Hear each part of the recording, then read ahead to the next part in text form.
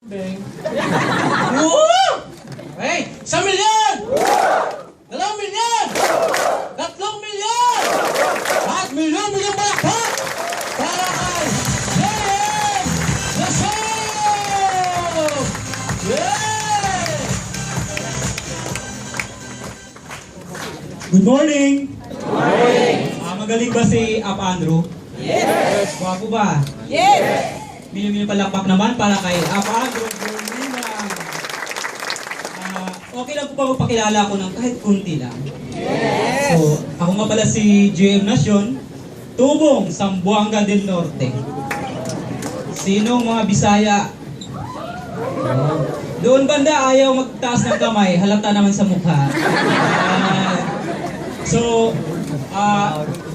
Paano ko sa inyo kung paano ako nag-start dito sa M-Global? So, dati po akong empleyado, isa po akong electronic operator sa isang factory sa Carmona, Cavite. So, narinig ba ang Carmona? Yes! Okay. So, 7 years po ako naging empleyado. Ang kagandahan po noon, ang dami ko pong naipon. Bakit? 7 taon, di ba? Ano ang naipon ko? Payslip. So, isang araw po, may nag-invite po sa akin. Sabi sa akin, kung gusto ko raw ng additional income. Ikaw na empleyado, 7 years ka nagtatrabaho, walang naipon. Maging entrisado o entrisado? Entrisado! Entrisado po ako. Bakit? Regular ako sa trabaho ko, wala akong naiipon. So, kinabukasan sabi ko magkita tayo. So, doon, pinapresent niya sa akin yung business, yung product. Good news po, kasi ang ganda ng mga products, ang ganda ng kitaan. Kaibigan, after the presentation, talagang buang na buang po ako. Literally buang na buang. Bakit? Nung bata pa po ako, ang dami kong pangarap. Ano yung mga pangarap ko? Bahay, lupa, kotse. Hindi kagaya ng mga ibang bata na ang pangarap maging doktor, maging piloto, maging si Superman.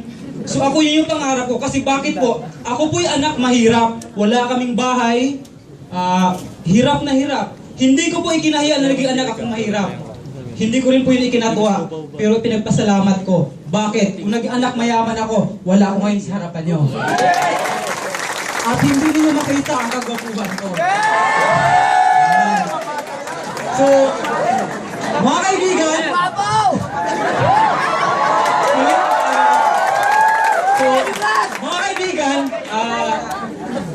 pag-uwi ko sa amin, talagang hindi ako makatulog. Alas 12 ng hating gabi, hindi ako makatulog. Talagang, nasa kwarto ko, pinatay ko yung ilaw. Ang lagi ko nakikita yung mga pangarap ko nung bata pa ako. Sabi ko, sa pagkakataon na ito, hindi ako papayag na yung pangarap ko hindi ko makukuha. Yes! May tuloy nyo lang. Kasi kinabahan ako, kaya tuloy lang. Yan. So, bakit ako hindi makatulog? Kasi wala akong CB980 na pang-join. Diba? So, sabi na nag-invite sa akin, ang pinakamahirap na tao, hindi yung walang pera, hindi yung walang paraan. So sabi ko sa kanya, oo nga no. Tapos sabi niya sa akin, lapitan mo, utangan mo yung tao na hindi ka maayawan. Wala akong ibang maisip, kundi yung ate ko. Alas 2 ng madaling araw, tinawagan ko yung ate. Ate ko, gulat na gulat sa akin. Baka daw, bakit ako tumawag? May nangyari ba? Sabi ko, hindi. Sabi ko, dumaan kasi ako sa mall, may nakita akong cellphone. Sira na ang cellphone ko, may 5,000 ako, pero wala akong pera. Kailangan ko ng 8,000. Ibalik ko sa'yo pagkasahod ko. So, kinabukasan, pinahiram ako ng ate ko, nakapag-yun ko kinabukasan. Sabi ko sa upline ko, nung nag-join ako, anong gagawin ko para kikita ako sa M-Global? Ang sabi niya sa akin, aralin mo ang negosyo. So, inaral ko siya. 2 buwan ko siyang inaral.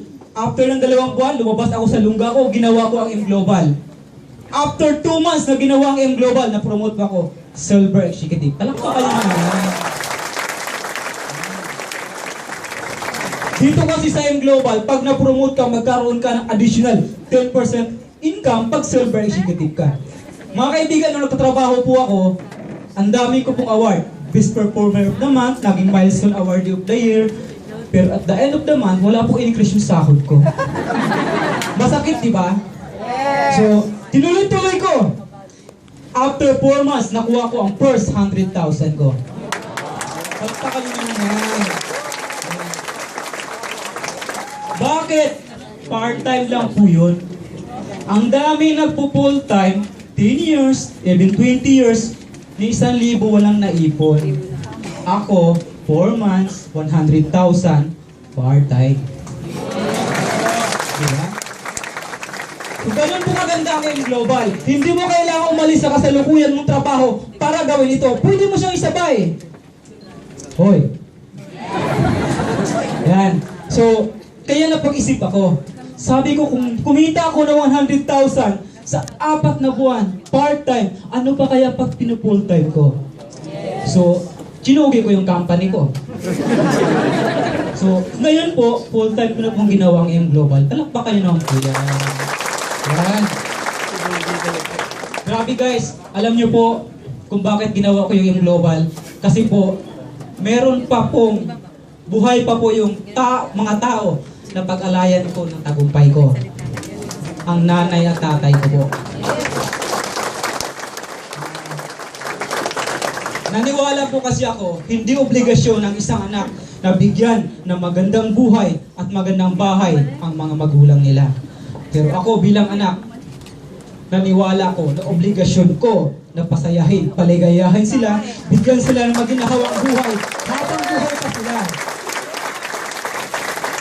Kaya ikaw dyan ngayon, kung ikaw may mga magulang ka pa, mas may dahilan ka kung bakit mo gawin ng M Global. Kung ikaw naman magulang at may mga anak ka, mas dapat mong gawin ang M Global. Huwag mo na pong antay na lumaki ang anak mo at pamimbirin mo sa M Global. Masyado ko ng magulang talaga niyan. Diba? Kaya alam nyo guys, ngayon, malapit ko na pong mapatapos ang 888 square meter na bungalow na para sa mama at papa ko sa Mindanao. So, sobrang saya po kasi ngayong August po, ilalabas ko na ngayong regalo ko para sa sarili ko.